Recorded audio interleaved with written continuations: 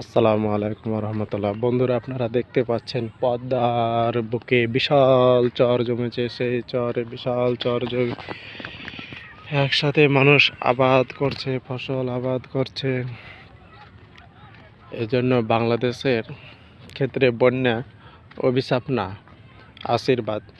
আসলে বন্যা যত বড় হয় নদীর বুকে তত বিশাল বড় বড় চর জাগে। সেই চরে পলিমাটি জমে, আর পলিমাটিতে চর অঞ্চলের পলিমাটিতে এক ফসলের জমিগুলো বিশেষভাবে উর্বর হয়, যার কারণে ফসলও খুব দ্রুত বৃদ্ধি পায়।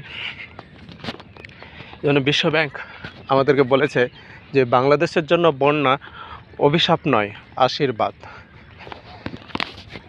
তবে আমরা ওপরের চিত্রে যদি দেখি তাহলে হচ্ছে আশীর্বাদ। বিশাল এলাকা জুড়ে চাষ হচ্ছে।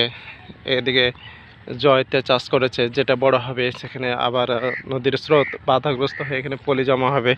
একসময় হয়তো সেটা ধানের আওতায় আসবে। বিশাল এলাকা আমরা দেখতে পাচ্ছি, সেটা হচ্ছে এক পাহাড় থেকে বিশাল আবাদের আওতায় এসেছে। ঠিক আমরা এখানে দেখছি যে আশীর্বাদ, কিন্তু আমরা যদি একটু নিচ দিকে তাকাই, নদীর দিকে দেখি, সেই নদীর দিকে, তাহলে নদীর দিকে দেখি যে আশীর্বাদ নয়, অভিশাপ হয়ে দাঁড়িয়েছে। কারণ বিশাল নদী শুকিয়ে গেছে, পানি নদীতে পানি আর নাই। ভারত উজানে পানি প্রত্যাহার করে সে পানিকে সংকুচিত করে দিয়েছে আমাদের জন্য, যার কারণে বিশাল এলাকা চর জেগেছে। সেই চর জাগার কারণে নদীতে পানি নাই। নদী এখন রুক্ষ সূক্ষ্ম, নদীতে চর জেগে আছে, মাছ নাই। জেলেরা সব নৌকা বেঁধে রেখেছে ঘাটে। তো ছাগল কোথায়? কার ছাগল? কে ধরছিল? ও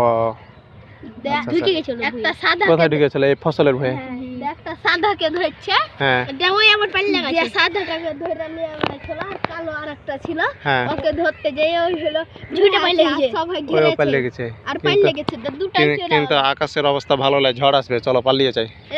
ও দেখো ধুমা উঠে গেছে। ওই যে ধুমা, ওই যে ধুমা বের হট কার বাড়ি থেকে উঠছে। হ্যাঁ, কার বাড়ি।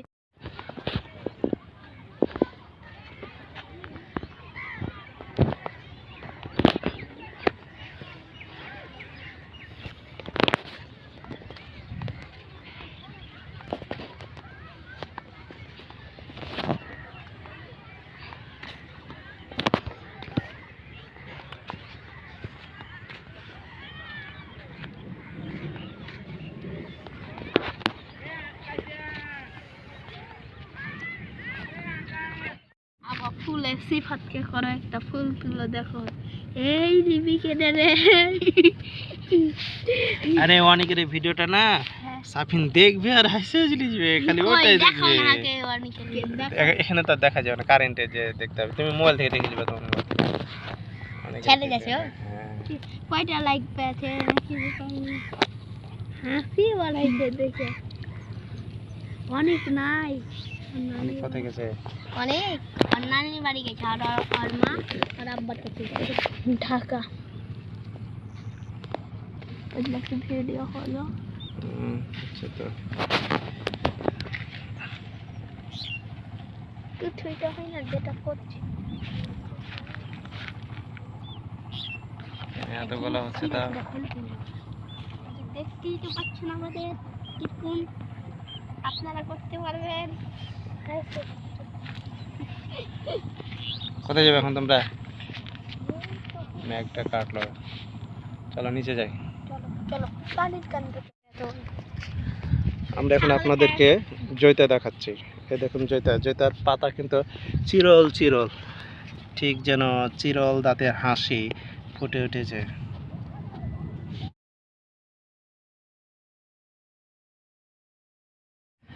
আসসালামু আলাইকুম।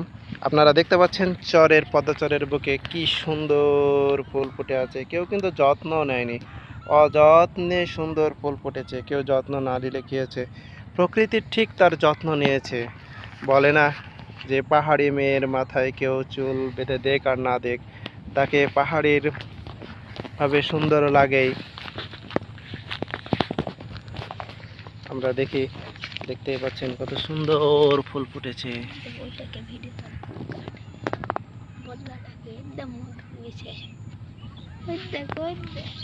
ও আচ্ছা আচ্ছা।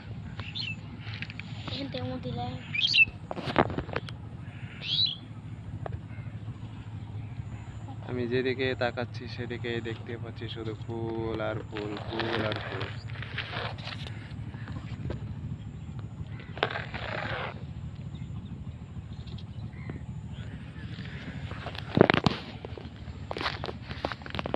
এই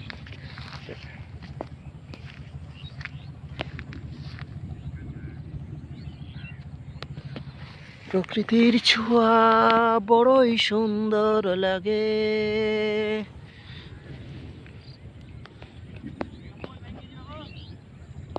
কেন গো?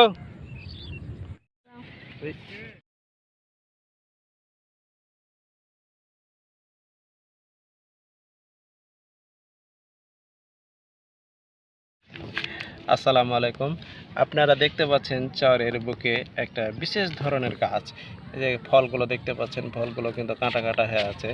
এগুলো বইয়ের ভাষায় কি বলে তা জানি না, কিন্তু আমাদের আঞ্চলিক ভাষায় একটু নামটা হাস্যকর। আপনারা শুনে হাসবেন না কেউ, আমি নামটা বলছি। হ্যাঁ দর্শক বন্ধু, আপনারা হাসবেন না কিন্তু। নাম হচ্ছে হাগড়া। এই আপনারা হাসলেন কেন? আমি তো হাসতে নিষেধ করলাম। আপনারা হাসার কারণে নামটা ভালো করে শুনতে পাননি। নামটি হচ্ছে হাগড়া।